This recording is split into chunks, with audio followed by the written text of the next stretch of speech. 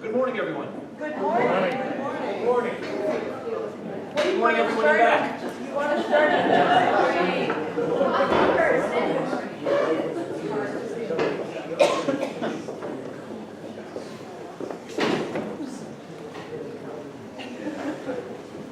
Winston Churchill once said that democracy is the worst form of government, except for all the others we've tried. And I saw something of that as a candidate. In the May 2018 Democratic primary, I ran for judge of the Cuyahoga County Court of Common Pleas. My name is William Vodrey. I'm a longtime member of St. Paul's, and it's great to see so many friendly faces here this morning. Unfortunately, I didn't win my race, so you will not see me on the ballot on November 6th for the general election. Running for judge was a time-consuming, often interesting, occasionally grueling, sometimes uplifting, and now and then, frankly, dispiriting process. During my more than year-long campaign, I often thought of the wisdom of the prophet Micah. He has told you, O mortal, what is good, and what does the Lord require of you but to do justice, and to love mercy, and to walk humbly with your God.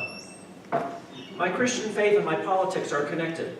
I'm a Democrat, and I'm proud to be one, but I've never thought that any single political party has either a monopoly on the truth or a hotline to the Almighty. Some conservative evangelicals seem to think that if you're a Christian, you must vote Republican. But there are people of faith in all political parties. In a recent New York Times essay, Timothy Keller, founder of Redeemer Presbyterian Church in New York, wrote, "How do Christians fit into the two-party political system? They don't." He recalled, "I know of a man from Mississippi who was a conservative Republican and a traditional Presbyterian. He visited the Scottish Highlands and found the churches there as strict and as orthodox as he had hoped. No one so much as turned on the television on a Sunday." No football in Scotland, I guess. Everyone memorized catechisms and scripture. But one day he discovered that the Scottish Christian friends he admired were, in his view, socialists. Their understanding of government, economic policy, and the state's responsibility to the citizen was by his lights very left-wing, yet also grounded, deeply grounded in their Christian convictions. He returned to the United States not more politically liberal, but in his words, humbled and chastened. He realized that thoughtful Christians, all trying to obey God's call, could reasonably appear at different places on the political spectrum with loyalties to different political strategies. I can't really say that my faith life was deepened by the campaign, but I certainly prayed a lot. I prayed for strength, for courage, and wisdom. I must admit, I also prayed for victory. If it would be God's will, and if it would be good for the people of Cuyahoga County. I prayed for the opportunity to serve capably and to do justice. Having served as a magistrate and judicial officer of Cleveland Municipal Court for over a decade, I decided in early 2017 that I would run for judge of the countywide court the following year. There were 4 open seats because 4 good judges could not run for re-election due to age limits under state law. Since open seats don't open all that often, it seemed like a good time to seek a position in a higher court. If I were elected, it would mean more significant cases, a pay raise, a higher profile, but most importantly, the chance to be of service to the people of the entire county and not just the city of Cleveland. If you're married, any political decision, any political campaign has to begin with a family discussion. I talked about a possible run with my dear wife Susan and our 3 sons, John, Ethan, and Thomas. They all were very understanding and encouraging. A judicial campaign in Cuyahoga County means going out virtually every weeknight to work clubs and political group meetings, sometimes as many as 4 a night. Most nights I would count myself lucky to be home by 9 o'clock. I could not do any campaigning during the workday, of course, while at the Justice Center. There are also political meetings and public events most weekends, lots of phone calls, some door-to-door canvassing, and plenty of ground to cover. It's a big county, 59 communities and a total population of over 1.2 million people.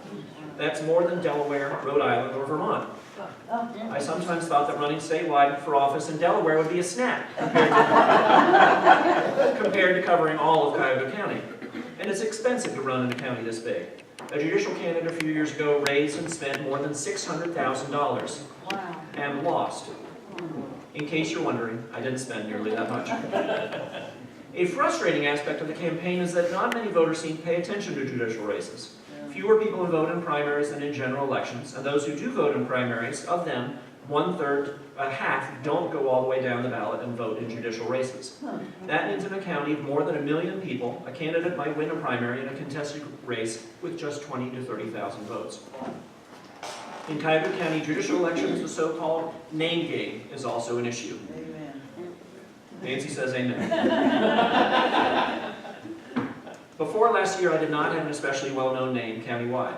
Some names, mostly Irish and Italian, have appeared on county ballots for years and years, decades even, and in low-information elections such as judicial elections, a familiar name is worth its weight in gold. Did I say gold? I mean platinum. Yeah. People often vote for a name that they recognize even if they know nothing about the candidate. Currently on the Court of Common Pleas, all good judges. There are 4 Russos, John, Joseph, Michael, and Nancy Margaret, and 3 Gallaghers, Kelly, Holly, and Shannon. There are 2 Eileen Gallaghers on the Court of Appeals, Judges Eileen A. and Eileen T. Pity the person who calls the Court of Appeals and asks to speak to Judge Gallagher. Their question is going to be, well, which one? Judge Eileen Gallagher. The next question is going to be, which Judge Eileen Gallagher?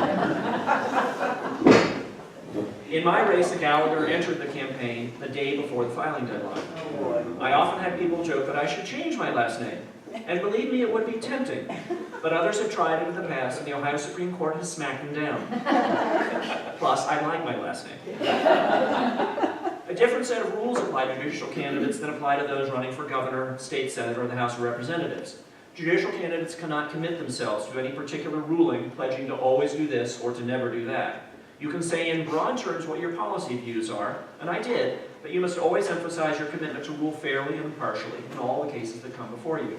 If you had the honor to be elected, you would want anybody appearing before you in court to know that you would strive to be fair and impartial in those cases too. If you've been listening to the Serial podcasts, show of hands, anybody listening to Serial? All right, I encourage you all to do that. I'm a first-time listener to podcasts myself. I figured this was a good one to start out on, and fortunately I was right.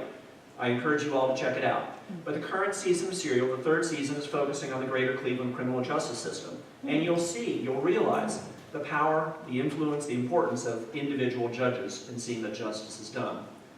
Few people like how Ohio chooses its judges.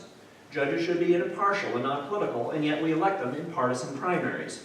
You will notice, though, in the general election on your ballot, those of you who haven't already voted, the party name does not appear after the name in the general election. It does in the primary. You'll only be, in my case, voting for Democratic judges in the partisan primary.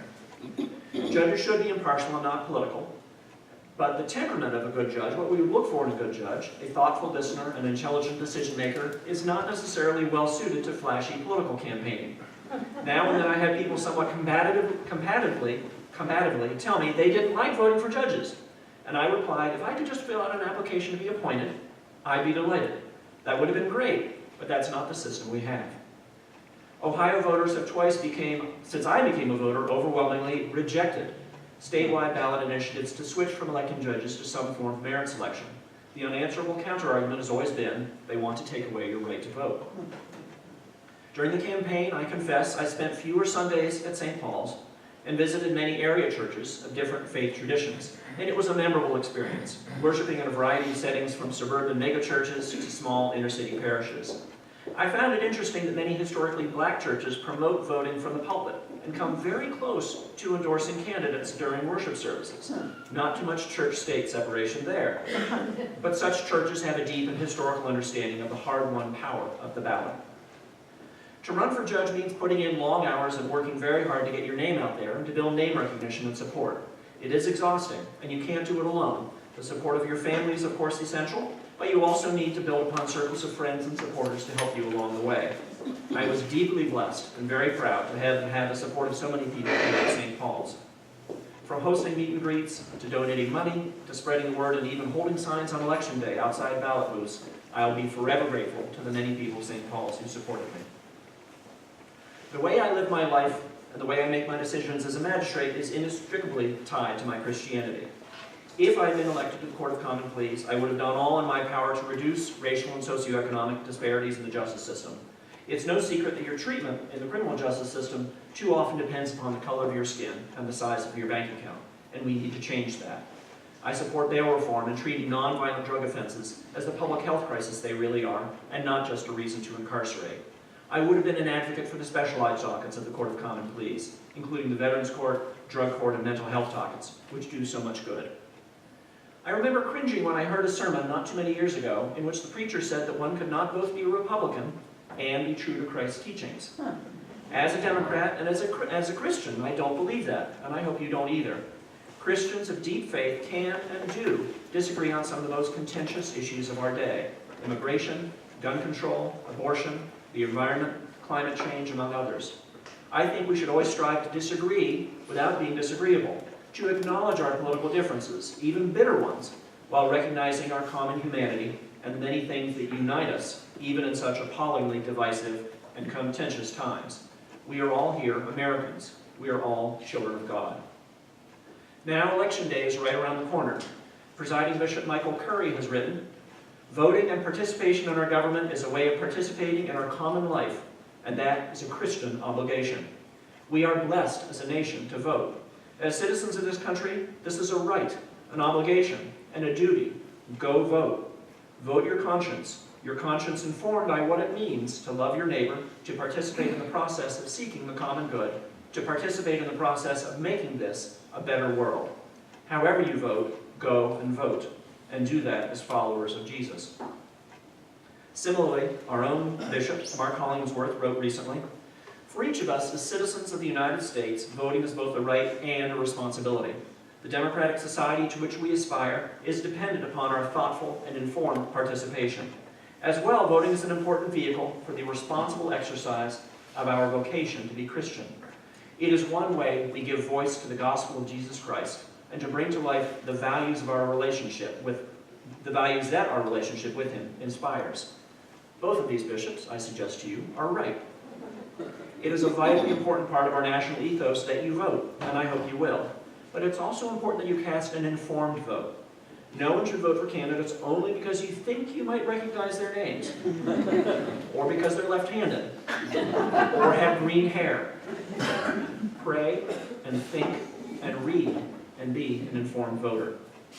As it happens, I didn't win my race. In the Democratic primary on May 8th, I came in third out of 6 candidates, behind the only female candidate in the race. All things being equal, women have a distinct advantage in Democratic primaries over male candidates for judges, and behind the only candidate with a recognizably Irish last name. Some politically savvy people have told me that's a pretty good showing for a first time out. I'm glad I ran, and I learned a lot, but in all honesty, I can't say I loved the experience or relished every single moment of it. I'm not a natural politician, and I know I made some mistakes along the way. But I did not want to go to my grave never having given it a shot, and then wondered, what if? What did I learn on the campaign trail? To run for office is hard work. You will receive wildly conflicting advice from smart, politically savvy people. You can never raise too much money. There will never be a lack of ways to spend that money. And finally, you can do everything right and still lose. But you have to try, and in a great democracy like this, win or lose, there's always hope for tomorrow. The 6 candidates in my particular race for judge, I'm glad to say, acted with civility and mutual respect. It often seemed that we spent more time with each other on the campaign trail than we did with our families. We each faced the voters and tried to explain why each of us was the best person for the judgeship for which we were all running. We did not stoop to insults or dirty tricks, half-truths or innuendo. Perhaps I'm naive. John F. Kennedy described himself as an idealist without illusions, and I think that's a good way to approach a candidacy. Despite what you might see on the national news, I still have faith that there's a place for the golden rule in American politics today. I hope you do too. Thank you.